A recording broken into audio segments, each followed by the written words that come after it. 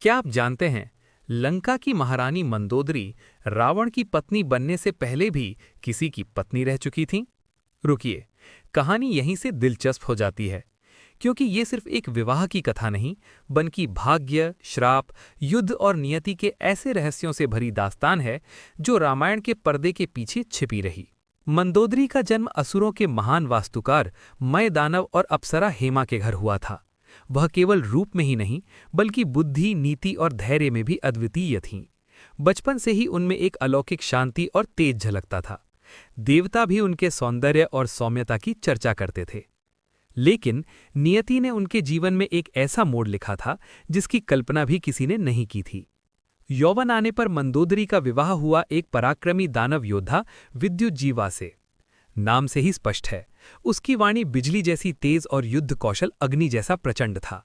वह असुर कुल का वीर था, लेकिन देवताओं का शत्रु भी। दोनों का विवाह प्रेम और सम्मान पर आधारित था। मंदोदरी अपने पहले पति के साथ सुखी थीं। लेकिन सुख हमेशा कहानी का अंत नहीं होता, कभी कभी तूफान की शुरुआत भी होता है। देवताओं और दानवों के बीच एक भयंकर युद्ध छिड़ा। इंद्र स्वयं युद्धभूमि में उतरे। विद्युज्जीवा ने वीरता से युद्ध किया, पर देवताओं की संयुक्त शक्ति के आगे अंततः वह वीरगति को प्राप्त हुआ। एक ही पल में मंदोदरी का संसार उजड़ गया। कल्पना कीजिए, एक राजकुमारी, नवविवाहिता और अचानक विधवा। उस समय मंदोदरी ने न विलाप से संसार हिलाया, न क्रोध से बदला मांगा। उन्होंने धैर्य धारण किया। यही धैर्य आगे चलकर उन्हें इतिहास की सबसे संयमी रानियों में गिने जाने का कारण बना। समय बीता, लेकिन नियति अभी शांत नहीं हुई थी।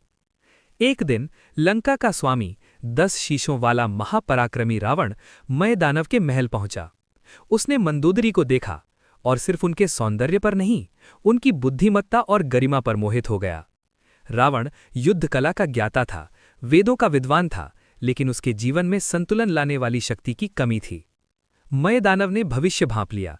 यह विवाह केवल पारिवारिक नहीं, राजनैतिक और दैवी योजना का हिस्सा था। मंदोदरी ने रावण से विवाह किया, पर सुनिए ध्यान से, उन्होंने कभी अपने अतीत को भुलाया नहीं। वे रावण की पत्नी बनी, पर उसकी हर अधर्मपूर्ण इच्छा का समर्थन नहीं किया। सीता हरण के समय भी मंदोदरी ने रावण को समझाया था, पराई स्त्री का अपहरण विनाश का द्वार खोलता है। क्या यह सिर्फ एक पत्नी की सलाह थी? नहीं, यह एक ऐसी स्त्री की चेतावनी थी जिसने पहले ही युद्ध की कीमत चुकाई थी।